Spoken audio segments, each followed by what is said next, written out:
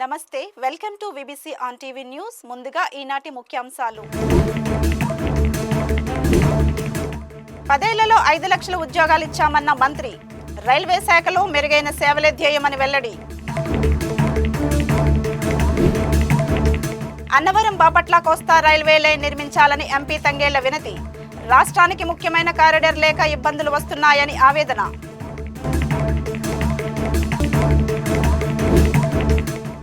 ఒంటిమిట్టను పర్యాటక కేంద్రంగా అభివృద్ధి చేస్తున్నామన్న మంత్రి. చుట్టుపక్కల ఆలయాలతో ఆధ్యాత్మికమైన కేంద్రంగా తీర్చిదిద్దుతామని ప్రకటన.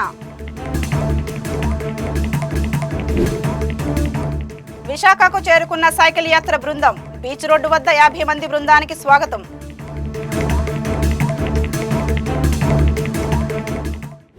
రైల్వే మౌలిక సదుపాయాలను మెరుగుపరచడానికి, ప్రయాణికులకు సౌకర్యవంతమైన ప్రయాణాన్ని అందించడానికి ప్రభుత్వం అనేక చర్యలు తీసుకుందని రైల్వే మంత్రి అశ్విన్ వైష్ణవ్ తెలిపారు.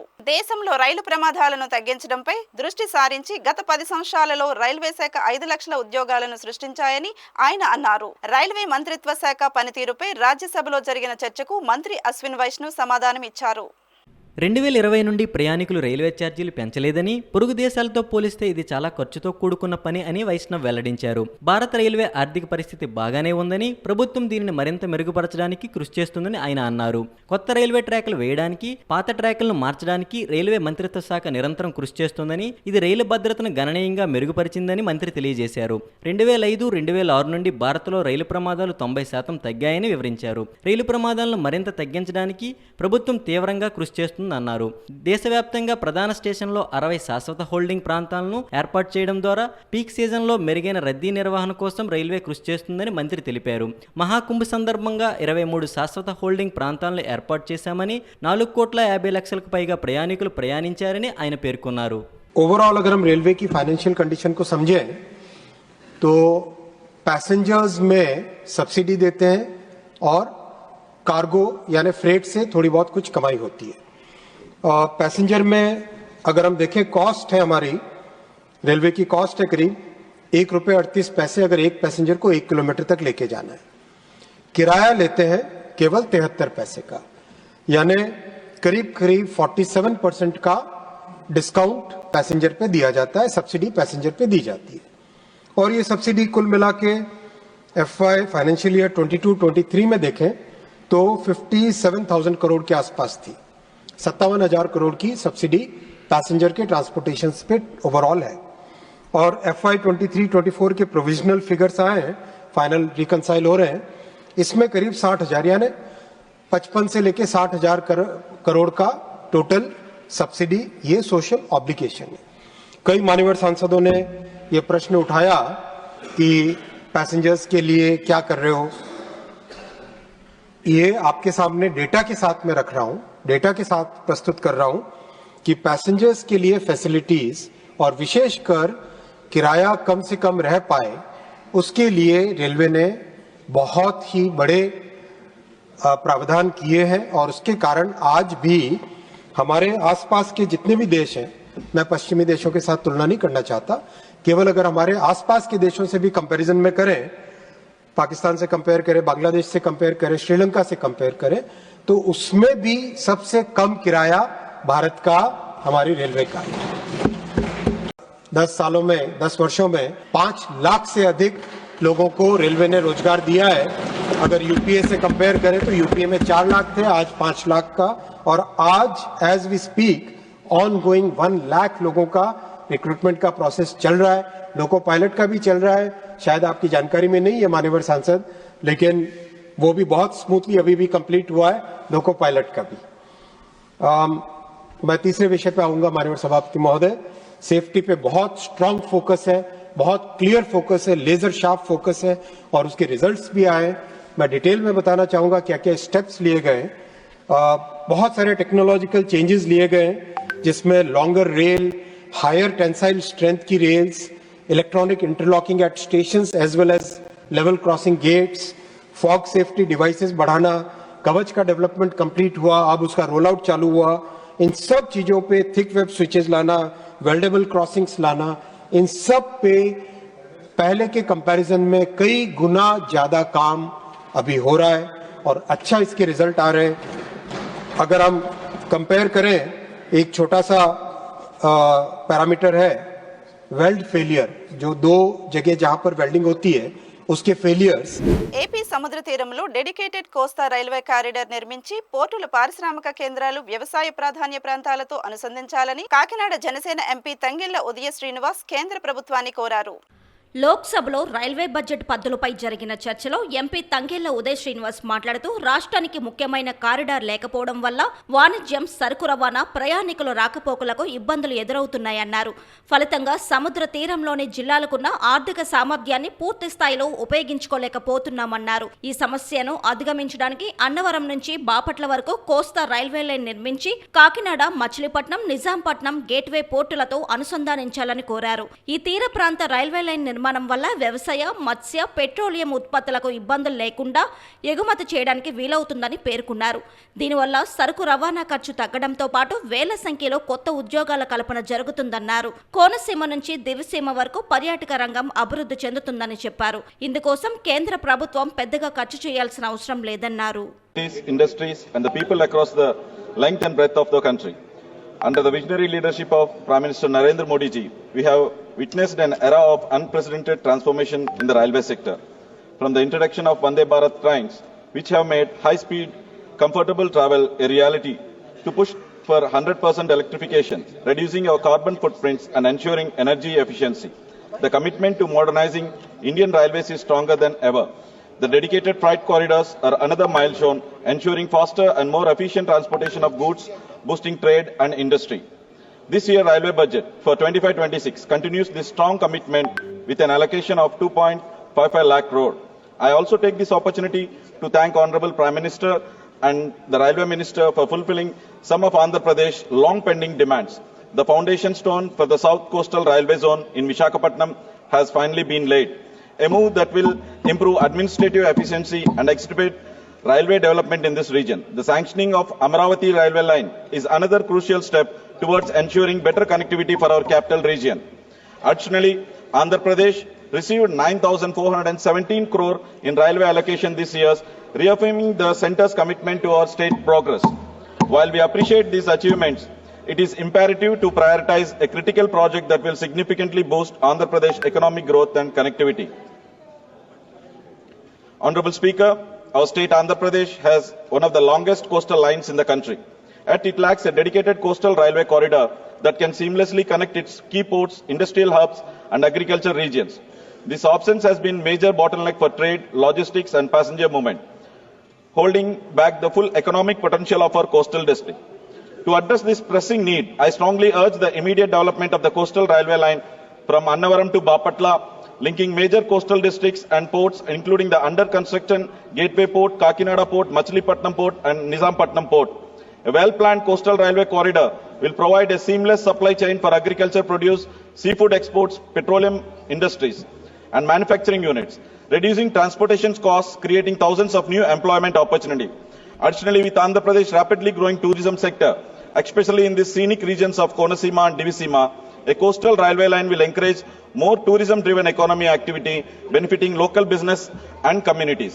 ఒంటిమిట్ట సీతారామస్వామి వారి దేవాలయాన్ని పర్యాటక కేంద్రంగా అభివృద్ధి చేయాలని ప్రభుత్వం ఆలోచన చేస్తుందన్నారు. పర్యాటక సాంస్కృతిక శాఖ మంత్రి కందుల దుర్గేష్ శాసన మండలిలో మాట్లాడుతూ ఒంటిమిట్ట దేవాలయం చుట్టుపక్కల చాలా ఆలయాలు ఉన్నాయని, ఆ ఆలయాలన్నీ కలిపి ఒక ఆధ్యాత్మికమైన పర్యాటక కేంద్రంగా తీర్చిదిద్దే ఆలోచనలో ఉన్నట్టు తెలిపారు. ఒంటిమిట్ట సీతారామస్వామి దేవాలయం తిరుమల తిరుపతి దేవస్థానం ఆధీనంలో నడుస్తుందని, కొత్త పాలసీ ప్రకారం ఆధ్యాత్మిక టూరిజం కి కొన్ని దేవాలయాలు, ఎకో టూరిజం, వెల్నెస్ టూరిజంలన్నింటినీ ఒక సర్క్యూట్ గా ఏర్పాటు చేస్తామని తెలిపారు. దర్శనం చేసుకోవడానికి వచ్చిన భక్తులకు టూరిజం ప్యాకేజీని, బస్సులు సదుపాయాన్ని, ప్రజలు 2-3 రోజులు బస చేయడానికి కావలసిన సౌకర్యాలను కల్పించే విధంగా ప్రయత్నాలు జరుగుతున్నాయన్నారు. దానికి కావలసిన ప్రతిపాదనలు కూడా సిద్ధం చేశామని, వచ్చే ఏప్రిల్లో దీనిని ఆధ్యాత్మికమైన పర్యాటక కేంద్రంగా తీర్చిదిద్దడానికి ప్రభుత్వం కృషి చేస్తుందని తెలిపారు. రెండో ప్రశ్నకి సమాధానం, టెంపుల్ టూరిజం కింద ఒంటిమిట్ట సీతారామస్వామి వారి దేవాలయానికి ఆధ్యాత్మిక పర్యటన కేంద్రంగా అభివృద్ధి చేయాలనేటువంటి ఆలోచన ప్రభుత్వం చేస్తుంది అధ్యక్ష. ఆ దేవాలయం కింద దేవుని కడప లక్ష్మీ వెంకటేశ్వర స్వామి టెంపుల్, పుష్పగిరి చెన్నకేశవ స్వామి టెంపుల్, బ్రహ్మంగారి మఠం, ఒంటిమిట్ట కోదండరామాలయం టెంపుల్, గండి శ్రీ వీరాంజనేయ స్వామి టెంపుల్, యాగంటి ఉమామహేశ్వర టెంపుల్, నందవరం చౌడేశ్వరి మఠం, మహానందేశ్వర స్వామి టెంపుల్, ఇవి ఆ చుట్టుపక్కల ఉన్నటువంటి టెంపుల్స్ అధ్యక్ష. వీటన్నిటినీ కలిపి ఒక ఆధ్యాత్మిక పర్యాటక కేంద్రంగా మార్చాలనేటువంటి ఆలోచన ప్రభుత్వం ఈ మధ్యకాలంలో చేస్తూ ఉంది. ముఖ్యంగా ఒంటిమిట్ట సీతారామస్వామి వారి దేవాలయం తిరుమల తిరుపతి దేవస్థానం వారి ఆధీనంలో నడుస్తూ ఉంది. ఇప్పుడు కొత్తగా మేము తీసుకున్నటువంటి ప్రత్యేకమైనటువంటి పాలసీ తరఫున ఆధ్యాత్మిక టూరిజంకి కొన్ని టెంపుల్స్ని, అదేవిధంగా eco tourism, adventure tourism, wellness tourism, ఇలా వివిధ రకాల టూరిజం యాక్టివిటీస్కి డిఫరెంట్ సర్క్యూట్స్ ఏర్పాటు చేయాలనేటువంటి ఆలోచన చేస్తూ ఉన్నాం. అందులో భాగంగా ఈ ఒంటిమిట్ట సీతారామస్వామి వారి దేవాలయాన్ని పర్యాటక కేంద్రంగా అభివృద్ధి చేయాలంటే మనకు మామూలుగా పర్యాటకులు కానీ భక్తులు కానీ వస్తే ఉదయం దర్శనం చేసుకుని సాయంత్రానికి తిరిగి వెళ్ళిపోతారు. అక్కడ ఒక 2-3 రోజులు వారిని ఉంచాలి అంటే ఆ చుట్టుపక్కల ప్రదేశాలను కూడా ఒక సర్క్యూట్గా తయారు చేసి దానికి మనం ప్రత్యేకమైనటువంటి బస్సుల్ని లేకపోతే టూరిజం ప్యాకేజీని ఏర్పాటు చేస్తే కేవలం దేవాలయాన్ని సందర్శించుకునే మాట మాత్రమే కాకుండా అక్కడ బోటింగ్ కూడా ఏర్పాటు చేయాలన్నటువంటి ఆలోచన చేస్తూ ఉన్నాం ఒంటిమిట్ట చెరువులో. అదేవిధంగా ఆ పక్కన ఉన్నటువంటి ఇతర దేవాలయాలను కూడా కలుపుకున్నట్లయితే ఒక 2-3 రోజులు ఉండేదానికి అవకాశం ఉంటుంది. అయితే 2-3 రోజులు ఉండాలంటే అక్కడ రిసార్ట్స్ ఉండటానికి సౌకర్యం కావాలి కనుక ఇప్పుడు అక్కడ ఉన్నటువంటి హరిత రిసార్ట్స్ ఏవైతే ఉన్నాయో కేవలం 4 రూములు మాత్రమే ఉన్నాయి. వాటిని పెంపొందించి ఇంకా మరిన్ని రూముల్ని, సౌకర్యవంతమైన రూములను ఏర్పాటు చేసి అదేవిధంగా అక్కడ ఉన్నటువంటి రెస్టారెంట్ కూడా చాలా అద్భుతంగా నడుస్తుంది అధ్యక్ష. ఆ రెస్టారెంట్ను కూడా మరింత ఆధునీకరించి మొత్తం మీద ఒక సర్క్యూట్గా తయారు చేయడం ద్వారా ఆధ్యాత్మిక పర్యాటక కేంద్రంగా ఆ ప్రాంతాన్ని తీర్చిదిద్దాలని మేము పూర్తిగా కృతనిశ్చయంతో ఉన్నాం. దానికి సంబంధించినటువంటి ప్రపోజల్ కూడా తయారు చేసాం. త్వరలోనే రేపు ఏప్రిల్ తర్వాత దీని మీద పూర్తి స్థాయిలో దాన్ని పర్యాటక కేంద్రంగా, ఆధ్యాత్మిక పర్యాటక కేంద్రంగా, తర్వాత టెంపుల్ టూరిజం ఏదైతే అంటున్నామో దాన్ని తయారు చేయడానికి ఈ ప్రభుత్వం కృతనిశ్చయంతో ఉందనేటువంటి మాటని తమ ద్వారా తెలియజేస్తున్నాను అధ్యక్ష. రామసుబ్బారెడ్డి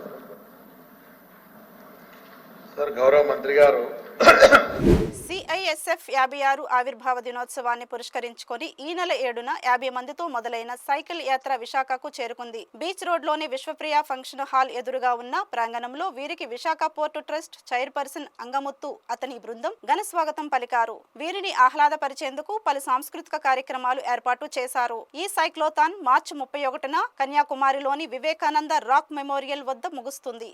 భారత తూర్పు పడమటి తీర ప్రాంతాలను కవర్ చేస్తూ 6553 కిలోమీటర్ల తీరరేఖ మీదుగా ఇది సాగుతుంది. తీర ప్రాంత ప్రజలకు జాతీయ భద్రతపై అవగాహన కల్పించడం, ఉగ్రవాదం, మాదక ద్రవ్యాలు, ఆయుధాలు, స్ఫోటక పదార్థాలు వంటి ప్రమాదాలపై చైతన్యం కల్పించడం, తీర భద్రతను మెరుగుపరచడానికి స్థానికులకు భద్రతా సంస్థల మధ్య సమన్వయాన్ని పెంపొందించే ఉద్దేశంతో యాత్రను నిర్వహిస్తున్నారు. తిరుపతిలో అలిపిరి సమీపంలో ఓబిరాయ్ గ్రూపుకి చెందిన 7 స్టార్ హోటల్ నిర్మాణాన్ని వ్యతిరేకంగా సాధువులు ఆందోళనకు దిగారు. తిరుమలలో హోటల్కు ఇచ్చిన భూ కేటాయింపులు రద్దు చేయాలని, ఆ నిర్మాణాలను కూల్చివేయాలని వారు డిమాండ్ చేశారు. అలిపిరిలో దీక్ష ప్రారంభించిన వీరు పాదయాత్రగా తిరుమలకు బయలుదేరుతుండగా పోలీసులు అడ్డుకొని అలిపిరిలోని యాత్రికుల విశ్రాంతి భవనం పక్కన కూర్చోబెట్టారు. ఎక్కువ సంఖ్యలో కాలినడకను వెళ్లటం వల్ల సాధారణ భక్తులకు ఇబ్బంది కలిగే అవకాశం ఉందని పోలీసులు నచ్చజెప్పారు. ఇంతలో వీరికి మద్దతుగా బీసీవై పార్టీ నేత రామచంద్ర యాదవ్ తన అనుచరగణంతో అలిపిరి చేరుకున్నారు. వారితో కలిసి నినాదాలు చేశారు. తిరుమలలో నిబంధనలకు విరుద్ధంగా శ్రీవారి ఆలయం ముందు అఖిలాండం వద్దకు నిరసనకు కూర్చొని నినాదాలు చేశారు. పోలీసులు నచ్చచెప్పినా వినిపించుకోకపోవడంతో వీరందరినీ లాగి వాహనాల్లో తిరుపతికి వివిధ పోలీస్ స్టేషన్లకు తరలించారు. కాగా తిరుమలలో ప్రక్షాళన జరిగే వరకు పోరాటం సాగిస్తామని బీసీవై పార్టీ అధ్యక్షుడు రామచంద్ర యాదవ్ ను అదుపులోకి తీసుకున్న పోలీసులు బాకరాపేట పోలీస్ స్టేషన్ కు తరలించారు.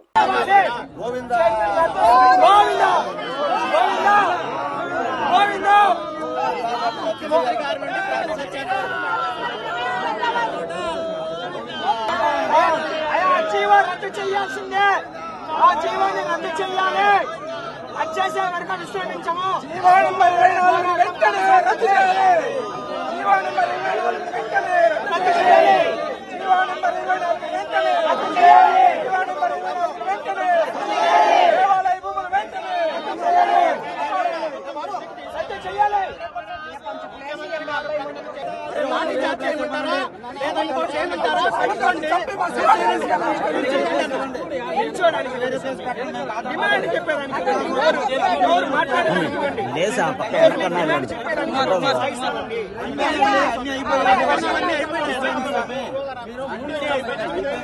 ముఖ్యమంత్రి గారు మాట తప్పినప్పుడు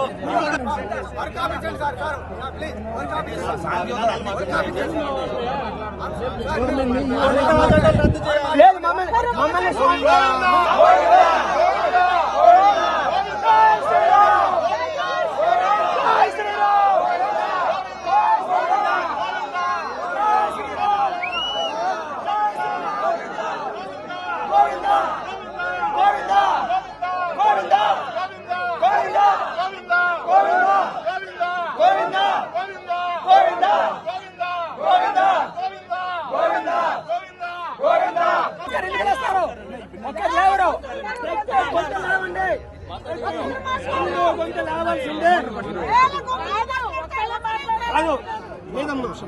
అందరు మాట్లాడుతున్నారు.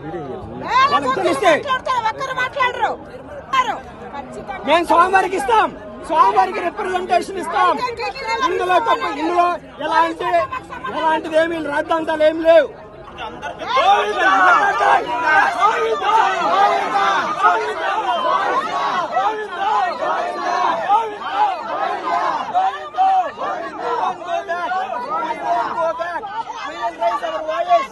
We will raise our voice.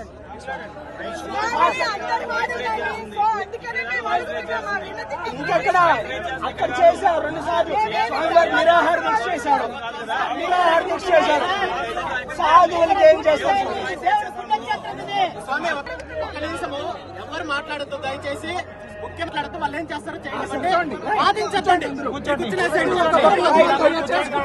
Govinda చాలే, గోవిందా చూస్తాడు. అల్లూరు జిల్లాలో కబ్జాకోరులు చెరువు శిఖాలను సైతం వదలకుండా ఓటకొకటి చొప్పున నిబంధనలకు విరుద్ధంగా అక్రమ కట్టడాలను విపరీతంగా నిర్మిస్తున్నారని రాజవొమ్మంగి మండలం జడ్డంగి పీసా చట్టం చైర్మన్ డి దివాకర్ ఆరోపించారు. ఈ మేరకు ఆయన మీడియా సమావేశం నిర్వహించారు. ఈ సందర్భంగా దివాకర్ మాట్లాడుతూ గ్రామ ముఖద్వారం వద్ద ఉన్న 3 తూముల ఊరి చెరువు పూర్తిగా అన్యాక్రాంతం అవుతుందని ఆవేదన వ్యక్తం చేశారు. జాతీయ రహదారికి ఆనుకుని ఉన్న 3 తూముల ఊరి చెరువు కుడివైపు భాగంలో మట్టిని నింపి అక్రమ కట్టడాలు ఏర్పాటు చేస్తున్నారని ఆయన వాపోయారు. చెరువును గ్రావెల్ మట్టితో మూసేయడం వల్ల వర్షాకాలంలో వరద నీటి ఉధృతికి నీరు పోవడానికి వీలు లేకపోవడమే కాక ఆ నీరు వెనక్కి తిరిగి చెరువుకు సమీపంలో ఉన్న గిరిజన కుటుంబాల ఇళ్లలోకి రావడంతో వారు తీవ్ర ఇబ్బందులను ఎదుర్కొంటున్నారని దివాకర్ అన్నారు. వెంటనే ఈ సమస్యను గుర్తించి సంబంధిత శాఖ అధికారులు చర్యలు తీసుకోవాలని ఆయన డిమాండ్ చేశారు. నమస్తే అండి, నేను జడ్డింగి గ్రామం నుంచి మాట్లాడుతున్నాను. జడ్డింగి ప్రెసర్ చైర్మన్ నేను. ఈ మాట్లాడే విషయం ఏమిటంటే ఇది 3 తూములండి. అప్పుడు విశాలంగా వాటర్ కిందకి వెళ్ళేది. ఇప్పుడు అక్రమ కట్టడాలు ఇవన్నీ కట్టడం వల్ల వాటర్ వెళ్ళే పరిస్థితి అయితే నాకు కనిపించట్లేదు. పైన వాల్మీకి నగర్ దీనివల్ల ఎఫెక్ట్ అయ్యే సూచనలు ఎక్కువగా ఉన్నాయి. దీనిపై అధికారులు చర్యలు తీసుకోవాలని నేను డిమాండ్ చేస్తున్నాను. అంతేకాకుండా మీరు చర్యలు తీసుకోకపోతే గిరిజనుల చేత పెద్ద పెద్ద ధర్నాలు చేయించి మేము పైదాకా వెళ్ళే ఏర్పాట్లు చేసుకుంటున్నామండి. దీని మీద మీరు అధికారులు తగిన చర్యలు తీసుకోవాల్సిందిగా కోరుచున్నాను. నమస్కారం అండి. ఎమ్మెల్యే పల్లాకు తనకు మధ్య జీవీఎంసీ చీఫ్ ఇంజనీర్ శివప్రసాద్ గొడవలు పెడుతున్నారని కాకి గోవిందరెడ్డి తీవ్ర వ్యాఖ్యలు చేశారు. విశాఖ జిల్లా గాజువాకలో 69వ వార్డు తుంగ్లాం గ్రామంలో అసంపూర్తిగా నిలిచిపోయిన కళ్యాణ మండపంకి జీవీఎంసీ చీఫ్ ఇంజనీర్ శివప్రసాద్ మోకాలు అడ్డు వేస్తున్నారని ఆ వార్డు కార్పొరేటర్ కాకి గోవిందరెడ్డి మీడియా సమావేశం ఏర్పాటు చేశారు. ఈ సందర్భంగా గోవిందరెడ్డి మాట్లాడుతూ 1985 నుండి టీడీపీ పార్టీలో తాను కొనసాగుతున్నానని, 2 సార్లు కౌన్సిలర్గా, 2 సార్లు కార్పొరేటర్గా టీడీపీ నుండి గెలిచి తెలుగుదేశం పార్టీకి అనేక సేవలు చేశానని కాకి గోవిందరెడ్డి అన్నారు. ఈ మధ్యకాలంలో టీడీపీలో చేరిన కొందరు ఎమ్మెల్యే పల్లా శ్రీనివాసరావుకి తనకి మధ్య చిచ్చురేపుతున్నారని ఆరోపించారు. Andhra university civil engineer professor ఇచ్చినటువంటి నివేదిక ఆధారంగా తుంగలాం గ్రామంలో కళ్యాణ మండపం నిర్మిస్తే కొందరు వైసీపీ నేతలు టీడీపీ కండువా ముసుగు వేసుకుని చలామణి అవుతున్న వ్యక్తులు ఎమ్మెల్యే పల్లా శ్రీనివాసరావుకి తప్పుడు సమాచారం అందిస్తున్నారని కార్పొరేటర్ కాకి గోవిందరెడ్డి విమర్శించారు. వార్డులో అనేక అభివృద్ధి పనులు చేసిన తనపై అవాస్తవ ఆరోపణలు చేయడం అన్యాయమని అన్నారు. జీవీఎంసీ ఇంజనీరింగ్ విభాగంలో చీఫ్ ఇంజనీర్ శివప్రసాద్పై అనేక ఆరోపణలు చేస్తూ ఆయన అవినీతి పనులకు అడ్డాగా మారారని, ఆయనపై సమగ్ర విచారణ జరిపించాలని గోవిందరెడ్డి డిమాండ్ చేశారు. ఇక్కడికి చేసిన పత్రికా సోదరులందరికీ, ఎలక్ట్రానిక్ మీడియా, ప్రింట్ మీడియా సోదర మీడియా మిత్రులందరికీ స్వాగతం, సుస్వాగతం. అలాగే ఈ కార్యక్రమానికి హాజరైన గ్రామ పెద్దలు, వార్డు నాయకులు, వార్డు అభివృద్ధిని ఆకాంక్షించే పెద్దలందరికీ వారికి కూడా థ్యాంక్ యూ. ముఖ్యంగా ఈ వేళ రాత్రి 12 గంటలతో కార్పొరేటర్గా గెలిచి 4 సంవత్సరాలు పూర్తి కావస్తున్న సందర్భం. నేను 1995లో మొట్టమొదటిసారి కౌన్సిలర్ అయ్యాను. ఆ తర్వాత 2000 ఎన్నికల్లో మా మిస్సెస్ ని కౌన్సిలర్గా 5వ వార్డు కౌన్సిలర్గా ప్రజలు గెలిపించారు. ఆ తర్వాత మరలా స్థానిక సంస్థల ఎన్నికలు 2007లో నిర్వహించడం జరిగింది. ఆ ఎన్నికల్లో కూడా పోటీ చేయడం జరిగింది తెలుగుదేశం పార్టీ తరఫున. ఆ ఎన్నికల్లో ఓటమి చెందడం జరిగింది. మరలా ఆ తర్వాత 2021లో గ్రేటర్ విశాఖ ఎన్నికలు నిర్వహించడం జరిగింది. ఈ ఎన్నికల్లో తెలుగుదేశం పార్టీ అభ్యర్థిగా పోటీ చేయడం జరిగింది. పోటీ చేసి ప్రమాణ స్వీకారం చేసి ఈ రోజుతో 4 సంవత్సరాలు పూర్తి కావస్తున్న సందర్భంగా మరి రేపు పెట్టాలి. మొన్న మన స్థానిక శాసనసభ్యులు గౌరవనీయులు పల్లా శ్రీనివాసరావు గారు మన వార్డులోకి రావడం, ఆయన్ని మరి అధికారులు ఏం చెప్పారో తెలియదు, కొన్ని అవాస్తవానికి విరుద్ధంగా మాట్లాడడం జరిగింది. అవి కూడా మీకు వివరణ ఇవ్వాలనే ఉద్దేశంతో, విషయాన్ని తెలియజేయాలనే ఉద్దేశంతో ఇవాళ ఒక రోజు ముందుగా ప్రెస్ మీట్ పెట్టడం జరిగింది. నేను 1985 నుంచి ఎన్టీ రామారావు అభిమానిగా, తెలుగుదేశం పార్టీ సానుభూతిపరుడుగా, 89 పల్లా సింహాచలం గారు తెలుగుదేశం పార్టీ అభ్యర్థిగా గురునాథరావు గారి మీద పోటీ చేసినప్పుడు బూత్ ఏజెంట్ స్థాయి నుంచి గ్రామ స్థాయి వరకు, వార్డు స్థాయి నుంచి రాష్ట్ర స్థాయి వరకు అంచెలంచెలుగా తెలుగుదేశం పార్టీలో అనేక పదవులు నిర్వహించి పార్టీకి సేవలు అందించడం జరిగింది. అలాగే పార్టీ కూడా 3 సార్లు, మాకు 4 సార్లు తెలుగుదేశం పార్టీ టికెట్ ఇవ్వడం, ఒకసారి రాష్ట్ర స్థాయి ఎంబీసీ చైర్మన్ ఇవ్వడం కూడా జరిగింది.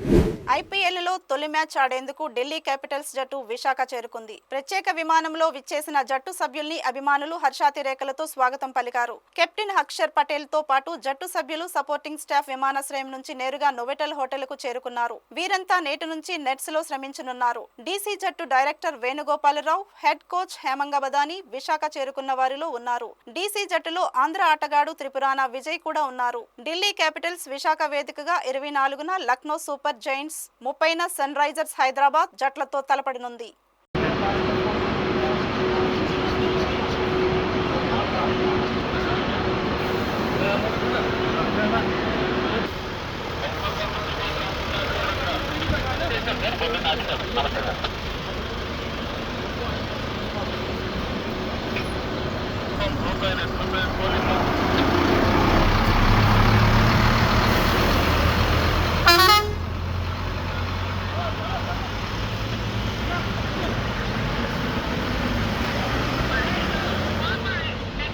ఆంధ్రప్రదేశ్లో కానిస్టేబుల్ మైన్స్ పరీక్ష వెంటనే నిర్వహించాలని డీవైఎఫ్ఐ డిమాండ్ చేసింది. విజయనగరం కోట వద్ద నుంచి కలెక్టరేట్ వరకు కానిస్టేబుల్ అభ్యర్థులు ర్యాలీ నిర్వహించారు. నోటిఫికేషన్ విడుదల చేసి 3 ఏళ్లు అయినా నేటికి మెయిన్స్ పరీక్షలు నిర్వహించకపోవడం అన్యాయమని ఆవేదన వ్యక్తం చేశారు. పోలీస్ శాఖలో ఖాళీగా ఉన్న 20,000 పోస్టులను భర్తీ చేయాలన్నారు. కోర్టు కేసులతో సంబంధం లేకుండా వెంటనే పరీక్ష నిర్వహించాలని డిమాండ్ చేశారు. 3 ఏళ్లుగా దిక్కుతోచని స్థితిలో ఉన్నామని, తమ జీవితాలతో ఆడుకోవద్దని అభ్యర్థులు ఆవేదన వ్యక్తం చేశారు.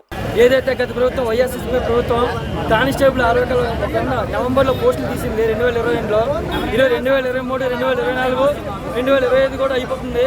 కానీ ఇంతవరకు కూడా కానిస్టేబుల్ నోటిఫికేషన్ భర్తీ చేయలేని పరిస్థితి. ఏదైనా కానిస్టేబుల్ నోటిఫికేషన్ కానీ ఏదైనా గవర్నమెంట్ జాబ్ తీసిందంటే 6 మాసాల్లో రిక్రూట్మెంట్ చేయాలి. కానీ 2.5 మాసాలు అవుతున్నా సరే గత ప్రభుత్వం కానీ ఏదైతే ఎన్డీఏ కూటమి ఉందో ఎన్డీఏ కూటమి కానీ ఎటువంటి కూడా దీనికి సమాధానం లేని పరిస్థితి. ఏదైతే హోంమంత్రి కానీ, డిప్యూటీ సీఎం కానీ, చంద్రబాబు నాయుడు గారు కానీ, మన కలెక్టర్ గారు అంబేద్కర్ గారు కానీ మీరు ప్రశ్నిస్తే ఏమంటున్నారంటే దాదాపుగా మననే కదా ఈవెంట్స్ అయ్యాయి అని చెప్తున్నారు. అంటే నిరుద్యోగులు దాదాపుగా 6 సంవత్సరాల నుంచి దీనికోసం చదువుతున్నారు సరే దీని గురించి పట్టించుకోకుండా మననే అని చెప్పేసి నిరుద్యోగులు కించపరిచే విధంగా మాట్లాడుతున్నారు. ఎందుకంటే ఈరోజు ఏదైతే కానిస్టేబుల్ హోయింగ్ కేసు ఉందో దప్తపాలుగా వాయిదా చేస్తున్నారు తప్ప దీన్ని వెంటనే పరిష్కరించి నిరుద్యోగులు న్యాయం చేయాలని చెప్పేసి ఏ ఒక్క ప్రభుత్వం కూడా సరిగ్గా నిరుద్యోగుల గురించి ఆలోచించడం లేదు. మన జనసేన ప్రభుత్వం ఆవిర్భావ దినోత్సవం సందర్భంగా కూడా నిరుద్యోగులకు న్యాయం చేస్తామని కానీ నిరుద్యోగులు ఉపాధి అవకాశం కల్పిస్తాం కానీ ఎక్కడ కూడా మాట్లాడలేదు. కాబట్టి ఏదైతే కోర్టులోని హీరింగ్ కేసు ఉందో ఈ హీరింగ్ కేసు వెంటనే తేల్చి కానిస్టేబుల్ అభ్యంతరం కూడా మెయిన్ ఎగ్జామ్ నిర్వహించాలి. ఎందుకంటే విజయనగరం అంటే విద్యాల నగరం. దీనికోసం దాదాపుగా 9 నియోజకవర్గాల నుంచి వ్యవసాయ రంగం నుంచి వచ్చిన నిరుద్యోగులు మాత్రమే ఉన్నారు. వీళ్ళకి ఒక పూట బస్తులుంటూ రీడింగ్ హాల్లో ఫీజులు కట్టుకుంటూ ఒకవైపు కోచింగ్ సెంటర్ ఫీజులు కట్టుకుంటూ ఎండనక వాననక ప్రభుత్వం నుంచి ఎటువంటి ప్రోత్సాహం లేకుండా ఈరోజు కానిస్టేబుల్ అభ్యర్థి నియంత్రణ చదువుతూనే ఉన్నారు. వేరే ఉద్యోగం కోసం వెళ్తున్నానంటే కానీ వేరే ఉద్యోగం కూడా వెళ్ళలేని పరిస్థితి.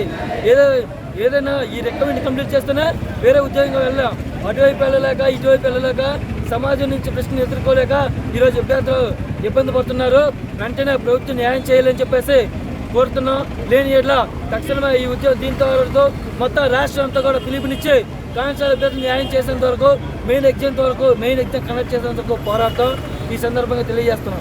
విశాఖ జీవీఎంసీ వైసీపీ కార్పొరేటర్లు టీడీపీ కూటమిలో చేరడానికి ముహూర్తం ఫిక్స్ అయింది. ఇప్పటికే 4 మహిళా కార్పొరేటర్లు విజయవాడలో మకాం వేశారు. ఇందులో భాగంగా 13 వార్డు నుంచి కెల్లా సునీత, 17 వార్డు నుంచి శ్రీవిద్య, 17 వార్డు నుంచి గేదెల లావణ్య, 23 వార్డు నుంచి గుడ్ల విజయసాయి, 73 వార్డు నుంచి భూపతిరాజు సుజాత కూటమి పార్టీ కండువాలు కప్పుకోవాలని నిర్ణయం తీసుకున్నారు. టీడీపీ పార్టీ రాష్ట్ర నాయకుల సమక్షంలో కూటమిలో నేటి మధ్యాహ్నం ఈ కార్పొరేటర్లు చేరడానికి రంగం సిద్ధమైంది. దీంతో జీవీఎంసీలో కూటమి పక్షం బలపడనుంది. తెరవెనక బేరాలు జోరుగా సాగడం వలన వైసీపీ కార్పొరేటర్లు చేజారిపోతున్నారని ఆరోపణలు బలంగా వినిపిస్తున్నాయి.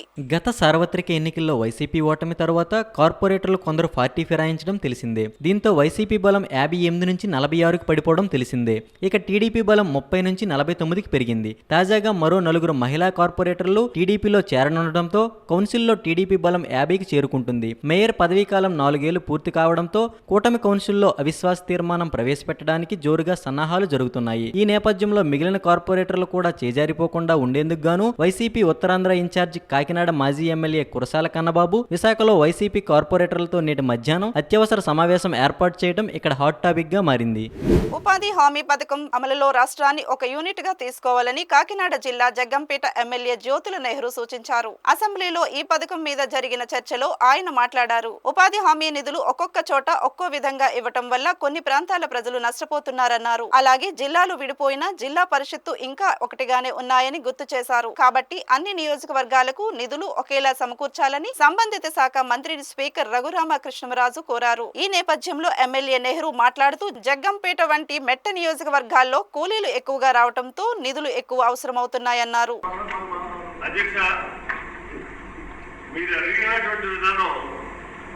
మొత్తం రాష్ట్రం యూనిట్ గా చేస్తే బాగుంటది.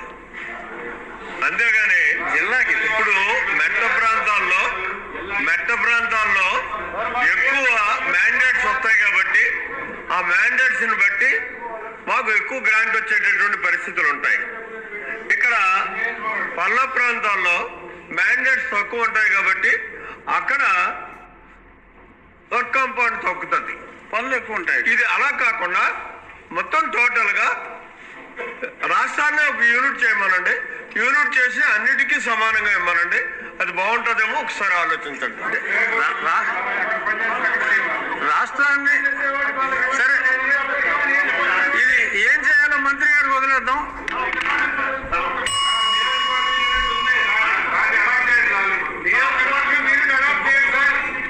తూర్పుగోదావరి జిల్లా గోపాలపురంలో డయేరియా కలకలం రేపుతుంది. ఇప్పటి వరకు 40 మందికి పైగా బాధితులు వాంతులు, విరోచనాలు, కడుపు నొప్పి లక్షణాలతో ప్రభుత్వ ఆసుపత్రిలో చికిత్స పొందుతున్నారు. డయేరియా వ్యాప్తిపై ముఖ్యమంత్రి చంద్రబాబు ఆరా తీయడంతో అప్రమత్తమైన అధికార యంత్రాంగం వైద్య సేవలను వేగవంతం చేసింది. చికిత్స పొందుతున్న బాధితులను గోపాలపురం ఎమ్మెల్యే మద్దిపాటి వెంకటరాజు, జిల్లా కలెక్టర్ ప్రశాంతి పరామర్శించారు. బాధితులను వివరాలు అడిగి తెలుసుకున్నారు. రోగులకు పూర్తి స్థాయిలో వైద్య సేవలు అందించాలని ఆదేశాలు జారీ చేశారు. జిల్లా కలెక్టర్ మీడియాకు వివరాలు వెల్లడించారు.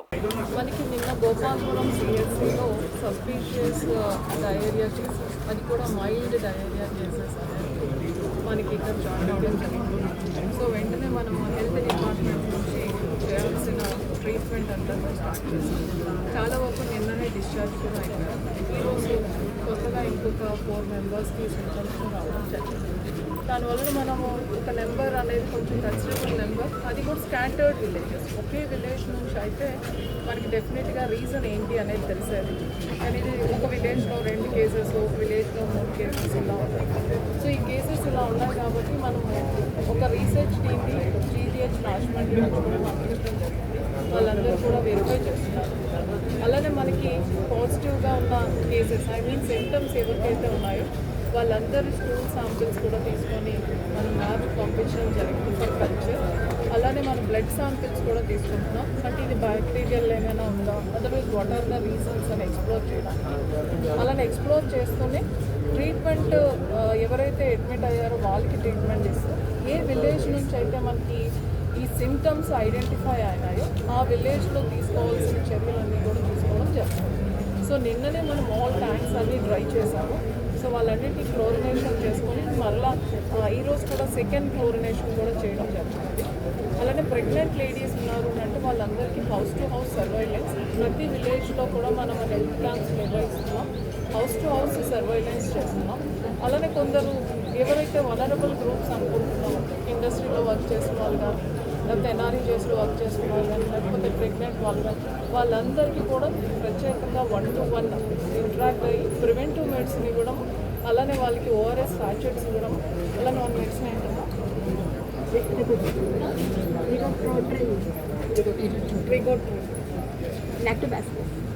లాక్టోబాసిల్లస్ కూడా సప్లై చేయడం అనేది జరుగుతుంది. అలానే మన విలేజ్ లెవెల్ టీమ్స్ని పెట్టాము. సో వాళ్ళు ఈ సిచ్యువేషన్ నార్మల్గా అయినంత వరకు విలేజ్లోనే ఆఫీసర్స్ అందరూ ఉండి మానిటర్ చేయడం జరుగుతుంది. యాజ్ ఆఫ్ నౌ సీరియస్ కండిషన్స్తో ఎవరూ లేరు. మనకి గతంలో వచ్చిన డయేరియా కేసెస్తో కంపేర్ చేసుకుంటే ఇక్కడ మైల్డ్ డయేరియా మాత్రమే రిపోర్ట్ అయింది. అందరితో పేషెంట్స్తో నేను మాట్లాడాను, ఎమ్మెల్యే గారు కూడా మాట్లాడారు. వాళ్ళందరూ కూడా ఆరోగ్యంగానే ఉన్నారు. వాళ్ళ వైటల్స్ అన్నీ కూడా స్టేబుల్గానే ఉన్నాయి. ఫర్దర్ కేసెస్ కాకుండా అన్ని చర్యలు కూడా తీసుకుంటున్నాం. దాంతోపాటు రూట్ కాజ్ ఏంటి అనడానికి కూడా డిఫరెంట్ టీమ్స్ హెల్త్ సైడ్ నుంచి, RWS నుంచి, దిస్ టైమ్ మన పొల్యూషన్ కంట్రోల్ బోర్డ్ ఎక్కడైనా ఎయిర్ క్వాలిటీస్ ఏమైనా వేరియేషన్స్ ఉన్నాయని వాళ్ళ ద్వారా కూడా మనం శాంపిల్స్ తీసి వాళ్ళ ల్యాబ్స్ కూడా పంపించడం జరిగింది. నంద్యాల జిల్లా ఆళ్లగడ్డ నియోజకవర్గం ప్రముఖ పుణ్యక్షేత్రం దిగువ అహోబిలంలో శ్రీ లక్ష్మీ నరసింహస్వామి బ్రహ్మోత్సవాలు ఘనంగా జరుగుతున్నాయి. ఇందులో భాగంగా తిరుమంజనం సేవ తెప్పోత్సవం అంగరంగ వైభవంగా జరిగాయి. అహోబిలం శ్రీ లక్ష్మీ నరసింహస్వామి 11 రోజుల పాటు జరిగిన బ్రహ్మోత్సవాలలో అలసిపోయిన శ్రీ ప్రహ్లాద స్వామి, శ్రీదేవి భూదేవి అమ్మవారు సేద తీరేందుకు తెప్పోత్సవం నిర్వహిస్తారు. అర్చకులు స్వామివారికి పట్టు వస్త్రాలు, వివిధ రకాల పూలతో అలంకరించారు. దేవస్థానంలోని పుష్కరిణిలో రంగురంగుల విద్యుత్ దీపాలు, పూలతో అలంకరించి స్వామి అమ్మవార్లను తెప్పపై ఊరేగించారు.